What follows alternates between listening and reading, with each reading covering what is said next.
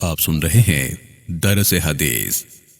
مؤلف ہیں فضیلت الشیخ حضرت مولانا حافظ فضل الرحیم اشرفی صاحب حفظہ اللہ تعالی، محتمم و رئیس جامعہ اشرفیہ لاہور پاکستان۔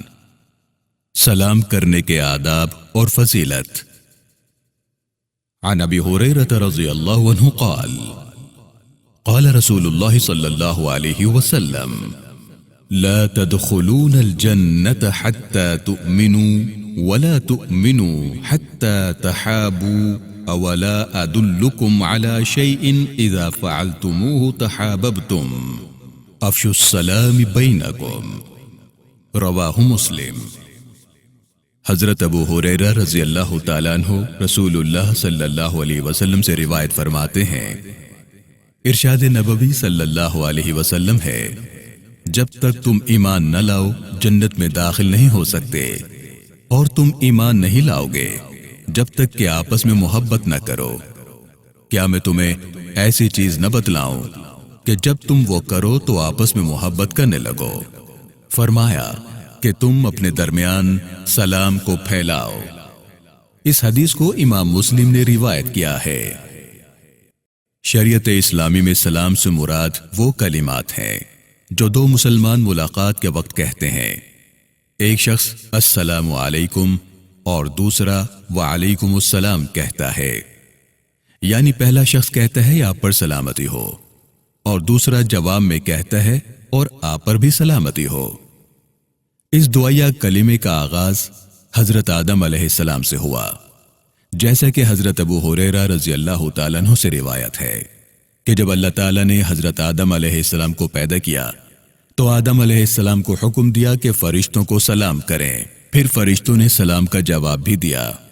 اس کے بعد حضرت آدم علیہ السلام اللہ رب العالمین کی بارگاہ میں حاضر ہوئے تو اللہ تعالیٰ نے فرمایا کہ یہی تمہارا اور تمہاری اولاد کا سلام ہے۔ چنانچہ بعد میں تمام انبیاء کرام علیہم السلام کا سلام یہی رہا۔ زمانہ اسلام سے پہلے عرب کے لوگ سلام کرنے کے لیے مختلف الفاظ استعمال کرتے تھے۔ کچھ لوگ حیاک اللہ کہتے، کچھ انعم صباحا کہتے، لیکن رسول اللہ صلی اللہ علیہ وسلم نے یہ الفاظ ختم کروا دیے اور السلام علیکم کے وہ الفاظ جاری فرمائے جن کی تعلیم اللہ رب العالمین نے حضرت آدم علیہ السلام کو دی تھی۔ اس تحقیق سے معلوم ہوا کہ السلام علیکم کے الفاظ ملاقات کے وقت استعمال کرنا شعائر اسلام یعنی اسلام کی نشانیوں میں سے ہے۔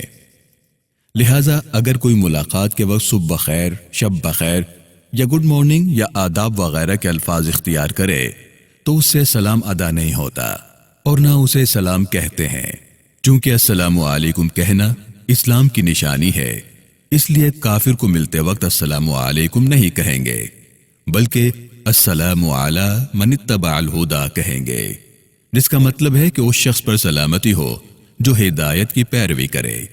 رسول اللہ صلی اللہ علیہ وسلم کفار سے خط و کتابت کے وقت اسی انداز میں سلام لکھواتے تھے۔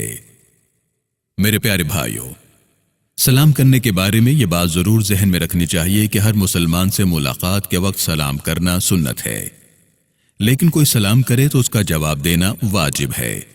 عام طور پر معاشرے میں یہ عادت نظر آتی ہے کہ جب ہم کسی کو سلام کریں السلام علیکم تو جواب میں دوسرا شخص بھی یہی کہتا ہے السلام علیکم۔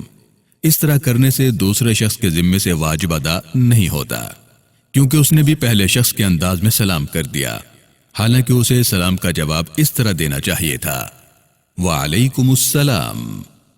ارشاد باری تعالیٰ ہے وَإِذَا حُيِّيتُم بِتَحِيَّةٍ فَحَيُّوا بِأَحْسَنَ مِنْهَا أَوْ رُدُّوهَا، یعنی جب تمہیں سلام کیا جائے تو اس سے اچھا جواب دو یا کم از کم اس کا جواب ہی دے دو۔ اچھا جواب دینے کا مطلب یہ ہے کہ اگر پہلا شخص صرف السلام علیکم کہے تو آپ جواب میں وعلیکم السلام ورحمۃ اللہ وبرکاتہ کہہ دیجئے۔ سلام کے آداب بیان فرماتے ہوئے رسول اللہ صلی اللہ علیہ وسلم نے فرمایا کہ سلام میں پہل کرنے کی کوشش کرنی چاہیے۔ سوار شخص پیدل چلنے والے کو سلام کرے، کھڑا ہوا بیٹھے ہوئے کو، اور گزرنے والا بیٹھے ہوئے کو سلام کرے، چھوٹا بڑے کو سلام کرے، اور جب کوئی شخص راستے میں بیٹھا ہو تو اسے چاہیے کہ ہر سلام کرنے والے کا جواب دے۔ جب کوئی شخص گھر میں داخل ہو تو سلام کرے، اور جب باہر آئے تو سلام کر کے آئے۔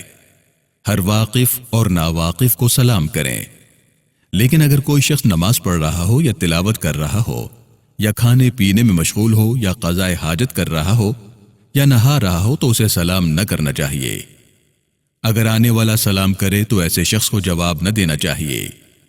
ایک اور بات عام طور پر دیکھنے میں آئی ہے کہ جب کوئی شخص کسی کمرے میں داخل ہونا چاہتا ہے تو پہلے پوچھا جاتا ہے کہ کیا میں اندر آ سکتا ہوں، پھر اندر آ کر سلام کرتے ہیں۔ حالانکہ رسول اللہ صلی اللہ علیہ وسلم نے ہمیں یہ تعلیم دی کہ جب کوئی شخص کسی کے ہاں جائے تو پہلے سلام کرے، پھر پوچھے کہ کیا میں اندر آ سکتا ہوں۔